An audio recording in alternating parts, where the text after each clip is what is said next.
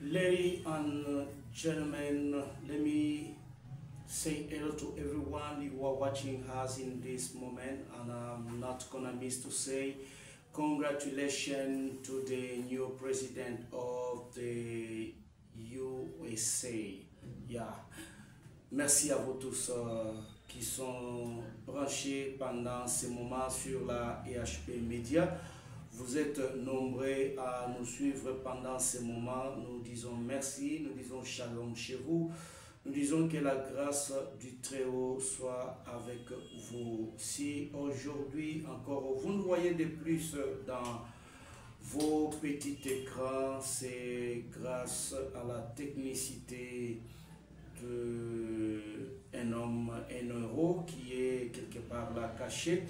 Voilà, nous disons merci à tous les hommes de Dieu, merci à toutes les dames, merci à tous ceux qui nous sont toujours fidèles sur la EHP Media. Donc, que les Tout-Puissants vous bénissent et vous comblent de grâce. Donc, partout où vous serez en train de nous suivre pendant ces moments, nous sommes encore avec vous aujourd'hui pour un petit entretien. Et dans cet entretien, je voulais dire, nous voulons faire l'analyse et en même temps dire congratulations to the new boss of White House, Donald Trump. Ok. Le peuple américain, pendant ces moments, est en train de célébrer, est en train de savourer la victoire écrasante de Donald Trump, qui est le président américain élu, et il va succéder Joe Biden. Donc, Donald Trump, il va encore être aux affaires à l'âge maintenant de 78 ans.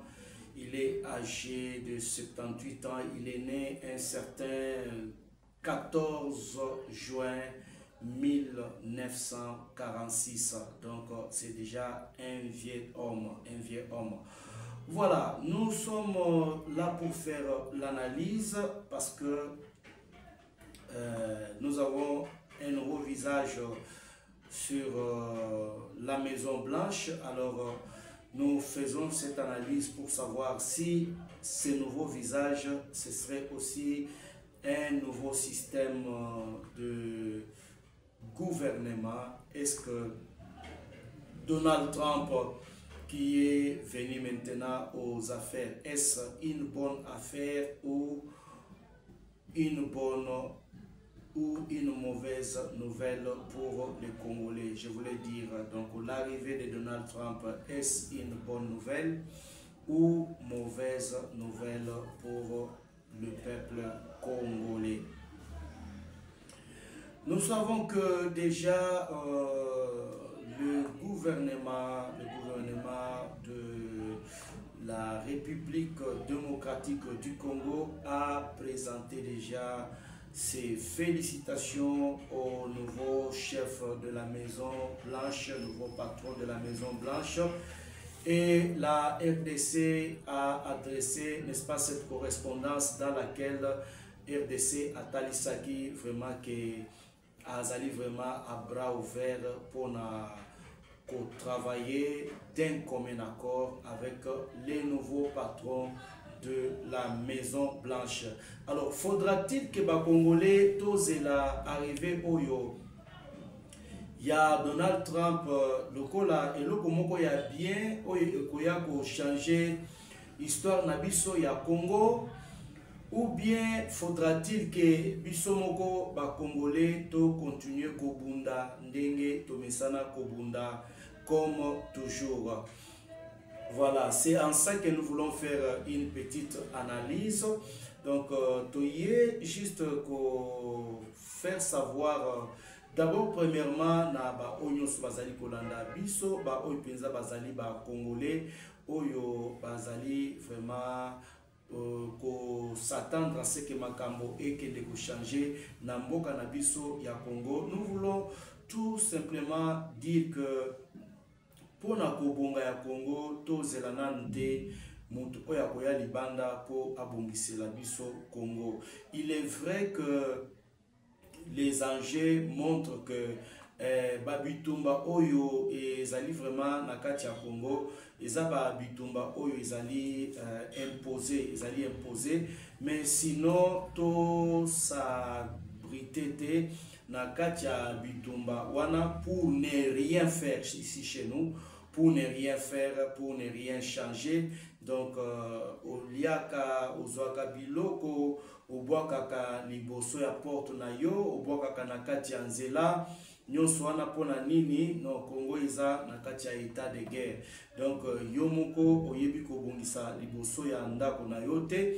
Donc ba canalisation ya ba mai comme cette période ya mbula, comme c'est la saison pluvieuse, donc ba canal toyebi ko déboucher yango te, oyo tosalaka soi-disant salongo oyo tosalaka chaque samedi. Okomona même bato ya leta bazoliela yango mongo, mama osali salongo te bakangi ofuta bamande, tout ça.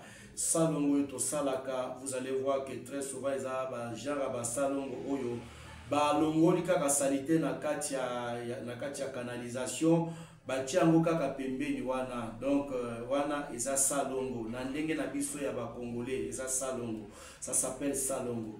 Donc tango mbula ekoya lisusu ezui kaka même salite wana ezongiseli bino lisusu na traché. Donc wana chaque samedi donc tosalaka toujours salongo. Biloko yango tolongolaka lokola salite na kati ya ba canalisation ekendaka wapi? Nulle part, nulle part. Donc nyonso wana tokozela arrivé ya Donald Trump abongisela biso Congo. Donc abongisa salela biso même ba canalisation na mboka na biso. Donc vous allez voir que il est vrai que les États-Unis, où il est vrai que les nouveaux patrons de la Maison Blanche soki akotia maboko na makambo oitali ba bitumba na est na biso, je pense que beaucoup de choses pourront quand même aussi être boostées. Mais eloko oizali très important oyo il faut to kendeko yeba, c'est que Congolais bongisa mboka na yo, Congolais bongisa mboka na yo moko, bunda pona mboka na yo moko ndenge baninga babundaka pe Congolais bunda pona mboka na yo moko, et les choses vont devoir changer. Ezana makambo ebele oyo il faut to changer na biso moko en tant que Congolais avant de compter sur les soutiens européens ou sur le soutien Yabato Oyo Baza Libanda. Vous allez voir que Congolais Yemoko Azolinga ndeko na ete moninga Congolais, donc mutema mabe epai ba Congolais tozo lingana penza te, donc bolingo ya solo ezate, et cela se manifeste bien sûr même ba bisika oyo bato bazali kosambela, mutu azali kosimba Bible na maboko mais azali kosala ndeko na ye moninga mabe. Bible na maboko me mutu azali koboma ndeko na ye, azali kotiela ye poison, ezali komona na miso. Donc eloko ya liboso oyo ekoki kosala ke mboka na biso d'abord ekende ko changer, ezali prise en charge. Donc biso moko d'abord to se prendre en charge, to yeba ke tozana ba makambo ebele oyo il faut to kende ko bongisa na kati na mboka na biso. Donc complexe d'infériorité biso kaka, donc liboso kaka ya mutu ya poso ya pembe ozomona ndenge Congolais azolenga, Congolais kopesa information même oyo basengi ete akopesa yango, pourquoi balinga ye epa ya mundele. Donc mundele alinga ye mais aina ndeko na ye ya Congolais. Yango wana ezali na histoire moko et ça la kangane ti moi koseka, mais c'est en même temps aussi une réflexion pour moi. ndeko moko azobetela biso lisolo alobi ezalaki na mundele moko, donc abandaki ko travailler na deux noirs, abandaki ko travailler na deux noirs, ba noir wana, donc ezalaki ba congolais bango somi balé, donc pendant que mundele abandaki ko considérer oyo mususu abandaki ko salela ye bolamu ebele, mais l'autre il n'en faisait pas comme il fait chez l'autre. Alors mundele aye ko vanda sikoyo alobi non naningi na mona sikoyo comment est-ce que ces gens sont en train de réfléchir. Ne atuni oyo asalelaka déjà bolamu alobi demande-moi, dis-moi une chose que je peux faire chez ton ami les doubles, mais epai na yo na kosala yango mbala moko. Yebisanga eloko nini na koko kosala la voisin na yo na sala ye double. Donc soki no olobi mutuka na pesi yo mutuka moko epai na ye na pesi mituka mibale. Tango neko ya vandi a raisonner abi soki na lobi lopango nga na kozala na moko ya kozala na mibale, soki na bi mutuka nga na kozala na moko yeba opia ye mibale, soki pe na lobi mbongo seke yeba kopia ye double. Avandi a raisonner abi papa nazwi mundela tuni eloko nini alobi omoni liso na ngai ya droite oyo boma yango kaka chuba kaka eloko na liso na ngai ya droite oyo boma yango. Pona nini? Po soki ya perdre liso moko moninga na ya ko perdre miso nyonso mibale. Donc c'est pour dire yo muto zali kolanda ngai congolais ozali autorité, ozala quel que soit classe na yo, quel que soit rang na yo, quel que soit confession na yo, mais tout ce que je sais c'est que tu es congolais. Mboka oyo ezali mboka na yo, donc linga mboka ya Congo, linga pe moninga na yo congolais. Makambo akofunda funda baninga na musala otika kate. Donc yo lingi kaka omilingi saka yo moko balinga kaka yo ba considérer kaka yo ndo zalaka mutu malamu yo futelaka batu kaka ba rapport ya mabe, ba rapport kaka ya mabe. Donc wana penza nde héritage penza ya ba congolais yango wana, mais je pense que au nom de Jésus-Christ eloko wana il faut elongwa. Eloko wana il faut elongwa. En tout cas to linga penza mboka na biso ya Congo. Le changement doit commencer d'abord à l'intérieur.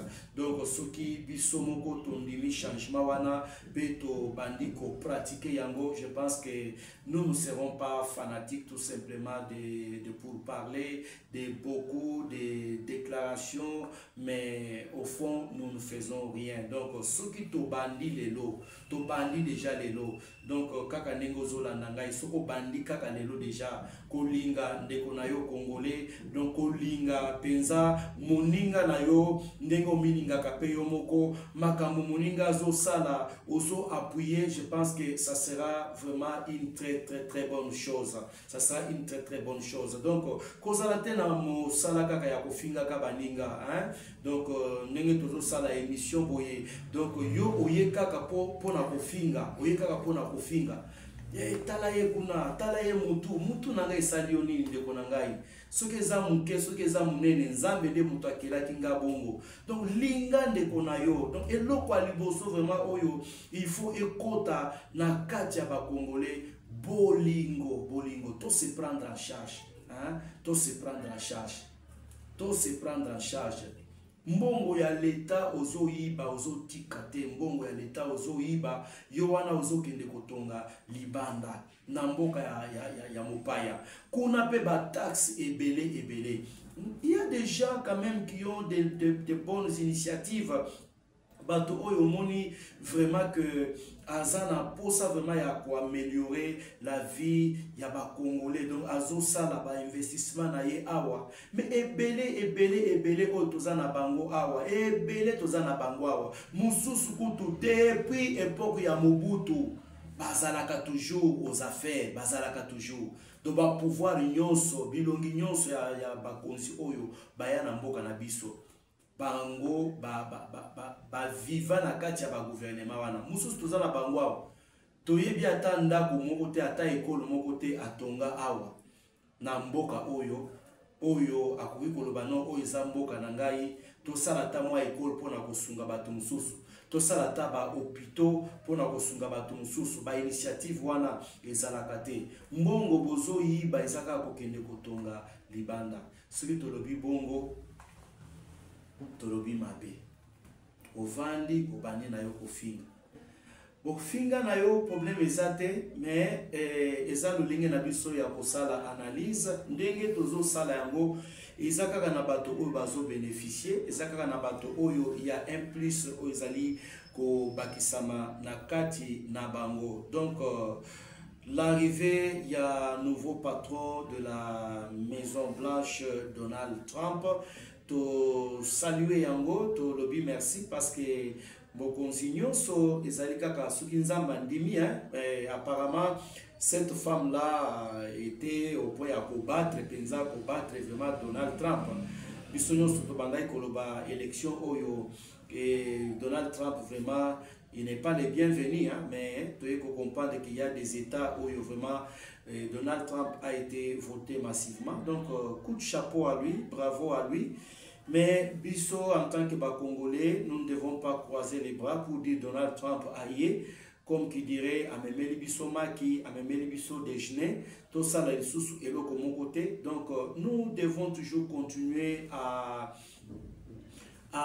prêcher l'amour dans ces pays, à prêcher na bakonzi vraiment bazala na motema malamu ba pansaka pe na malheur ya ba Congolais ba pansaka pe vraiment na lobby ya mboka oyo mboka kitoko boye mboka ya mapamboli mboka oyo vraiment etondi bomengo ebele mboka oyo ezali kutu vraiment stratégie réserve stratégique pour la monde en ce qui concerne le problème il y a chauffement climatique donc bande ko balandi ya EHP Media lokola kaka to mesana ko ibisabino ke toko lembate kino mokolo Yesu akozonga nde tokotika kozala na kati ya plateau oyo pona ko loba mais aussi longtemps que le Seigneur est encore en train de tarder donc toko loba toujours na plateau oyo toko lobela toujours bosolo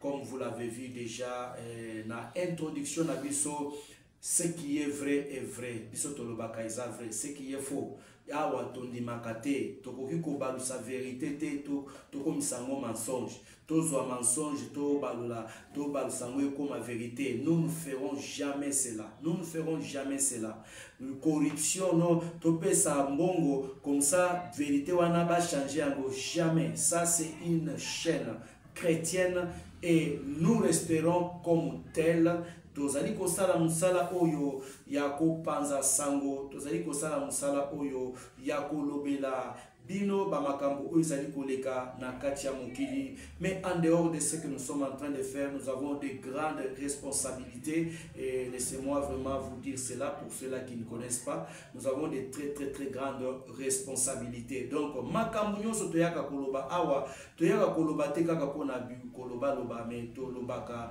parce que tolingi totonga vraiment motema ya mutu moko tolingi tosunga mutu moko oyo azalaki na erreur batei yo na église ozoyoka te pasteur azoteya yo zwi téléphone okoti na Facebook bon lokolo okimaki na église koyoka yoka sikoyo na nzela ya EHP Media ezoteya yo zala na bolingo tika motema mabe. Voilà, nous chitons déjà, c'est par ici que nous bouclons la boucle, tout en vous promettant toutes les bonnes choses.